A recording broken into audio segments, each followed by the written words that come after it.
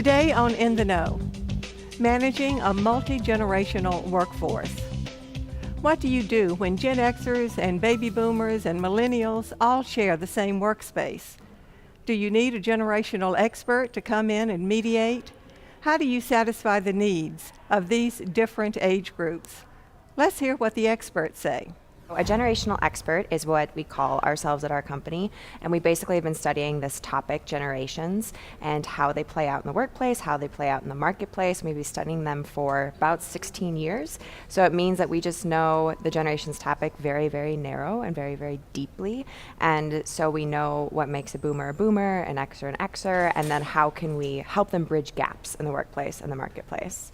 And it's crucial to really know about these differences because the corporate world and organizations are changing so rapidly that the companies who get ahead, the employees who get ahead are the ones who can understand each other and build strong relationships. And we find that approaching that through a generational lens is one of the best ways to do that because that's a beginning of how you can build strong relationships with people.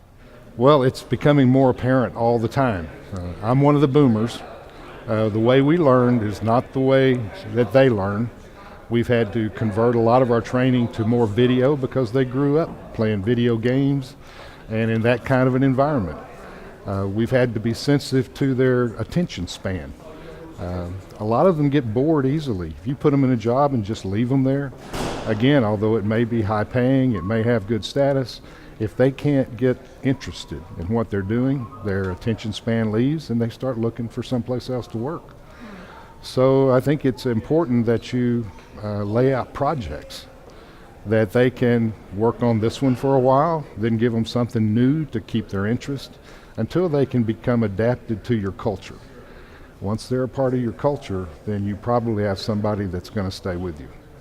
What about motivation? How do you motivate these three different generations? Those are also very different for each generation.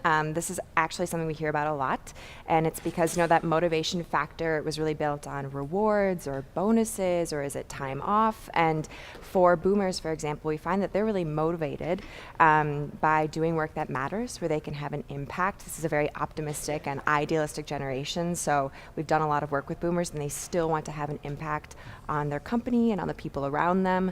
We find Xers are motivated by something a little bit different. They want growth and opportunity and career development that's rapid and changing constantly.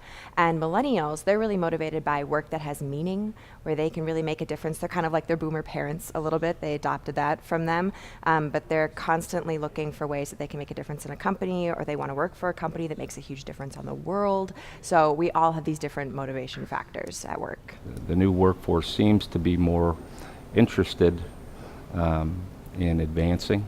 They seem to be interested in work-life balance, and that's really important. We make sure we've got a really strong recognition program for our associates as well in our distribution centers, and we reward them. Actually, something we've done recently is we reward our associates with paid time off.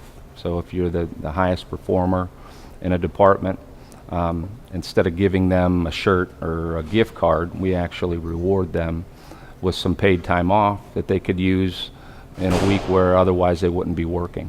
And so it's a matter of tapping into what motivates them and what's important to them. But we see lots of programs that, sometimes you can choose your own reward, whether that be time off, whether that be a bonus. And it's sometimes just about engagement factors. So if you're seeing that maybe a millennial is not feeling very motivated by those different kinds of rewards at the moment, sit down and have a conversation with them. So there are different ways to approach it, definitely.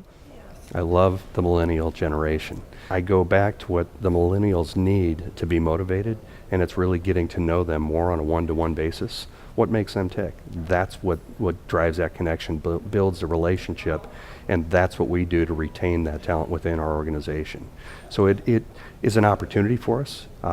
We look at things as opportunities, not issues, not challenges, but everything becomes an opportunity, and the relationship piece is what really is a strong bond. And that's where we look at folks that may have a challenge with relationships. We show them how to improve those capabilities. So some have stronger aspects in relationship building than others.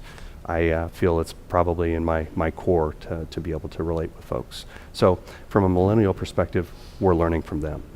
knows. The perspective that the younger generation brings to our business is really important.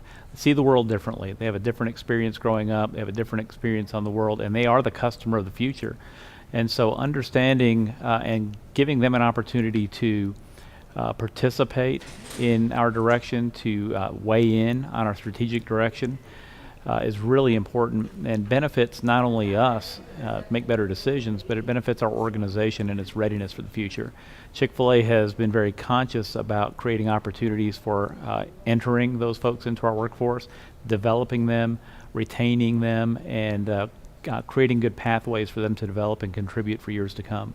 I'd say one of the best things is to give them opportunities to lead and to help them learn how to manage other generations. Millennials are showing up at work right now and they don't know a lot of rules in the workplace, and a lot of them, because the way companies are changing so rapidly, a lot of them are managing up and they don't understand how boomers communicate or like to be motivated. They don't understand how Xers communicate or like to be motivated. So the best thing that leaders can do for millennials right now is just look into the future. How can they prepare them? How can they make sure that they're going down a path to success? So there you have it, the experts' view on how to manage a multi-generational workplace. Now you're in the know.